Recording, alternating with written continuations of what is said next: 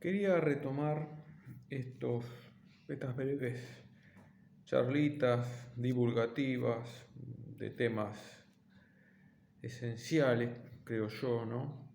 Que tienen como eje tres grandes paradigmas en continuidad uno con otro, como son la cristiandad, aquella civilización que se conformó durante el medioevo, la hispanidad, su prolongación en el tiempo durante la Edad Moderna, y cómo eso se hace presente en la raíz profunda de nuestra patria y de nuestras patrias, ¿no?, hispanoamericanas y occidentales.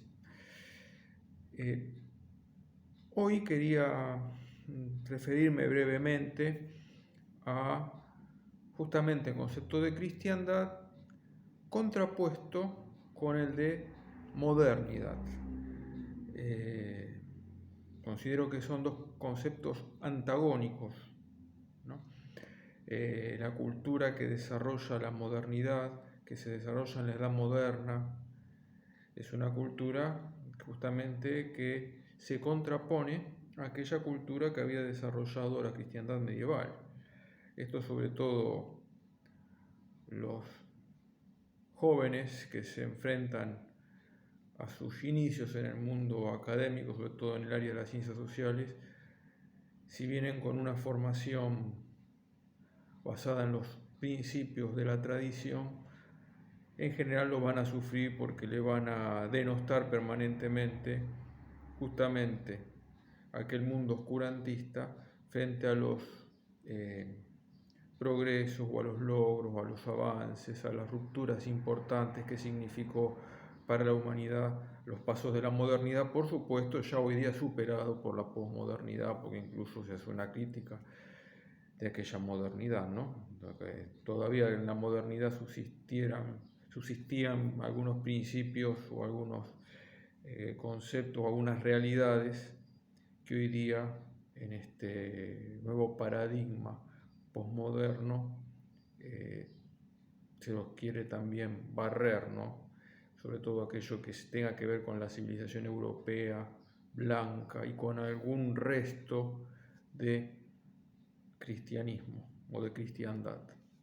Bueno, cristiandad. ¿A qué se llamó cristiandad? Bueno, aquella civilización que se conformó en torno al Mediterráneo, heredera de la sabiduría griega, heredera de la política romana, del derecho romano, de la civilización romana, que había dado unidad a aquel mundo, que le había comunicado todo un modo de ser, y que a partir del siglo IV se transforma gracias a la conversión del imperio al cristianismo.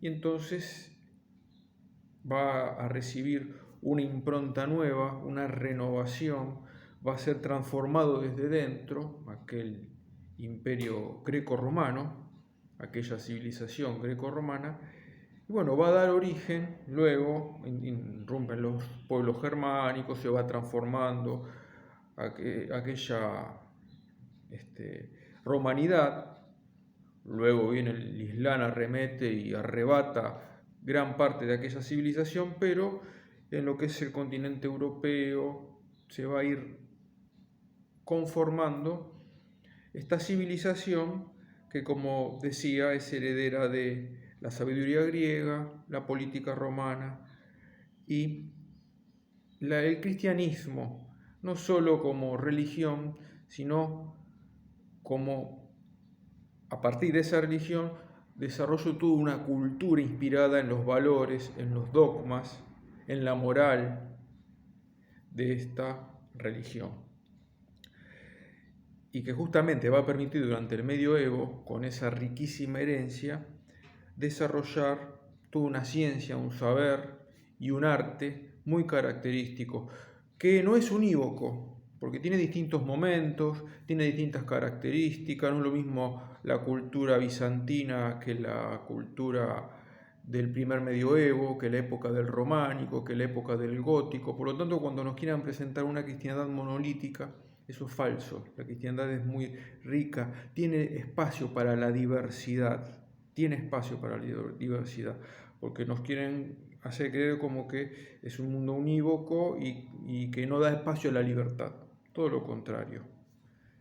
Dentro de los principios fundamentales había un gran margen y pudieron lograr muchísimas expresiones relacionadas que daban testimonio de la verdad, del bien y de la belleza. Toda una civilización, ¿no?, fundada en esos valores, en esos principios: verdad, bien, belleza, orden. Esto es lo que se rompe en la modernidad, porque va a ser ya una libertad, pero que se sale de aquellos límites que contenían ese amplio abanico. Hay distintos momentos de esa ruptura. Podríamos tomar el siglo XIV con una corriente filosófica que es el nominalismo, que se va a caracterizar por su escepticismo, por justamente negar a la razón, aquella razón que iba acompañada de la fe en el medioevo, la posibilidad del conocimiento, de llegar a conocer las esencias y, en definitiva, la posibilidad de la razón de ascender hasta Dios. Sobre este nominalismo se va a ir fundamentando todo el mundo moderno. Luego vendrán otros pasos sucesivos de ruptura: la Reforma Protestante en el siglo XVI, todo el desarrollo de la filosofía racionalista en el siglo XVII, Descartes, la Ilustración en el XVIII, y bueno, después la Revolución Francesa, que derriba todo un mundo sociopolítico que había sido parte de esa cristiandad, ¿no? Previamente a la Revolución Francesa, y como parte de ese mundo moderno, hay que mencionar también, políticamente hablando, un momento de quiebre que es la Paz de Westfalia, ¿no?, cuando ya el ideal de la unidad política de aquella cristiandad se pierde.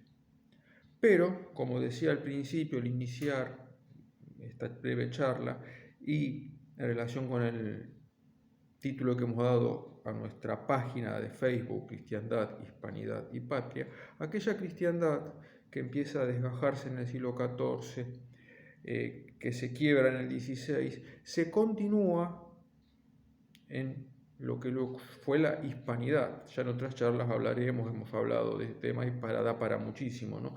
Esa hispanidad que abarca los siglos XVI, XVII, XVIII, a pesar de cambios que se van dando en su interior, pero el espíritu que sigue animando a aquellos pueblos sigue siendo el espíritu de la cristiandad. Podemos decir que es una continuación de ciertos valores, de los valores fundamentales de lo que había sido el medioevo. Y es más, bien entrado el siglo XIX, en nuestros pueblos todavía podemos encontrar esas raíces. Ya para mitad del siglo XIX va a ser muy fuerte la arremetida de todo lo que es la ideología liberal, la masonería, y nuestras patrias hispanas se van a ir transformando en otra cosa. Sin embargo, aquellas raíces perduraron, resistieron durante mucho tiempo, emergieron en el siglo XX en distintas circunstancias, y bueno, hacia aquellos valores y hacia aquellas raíces es que apuntamos humildemente desde esta página, estas charlas que queremos divulgar.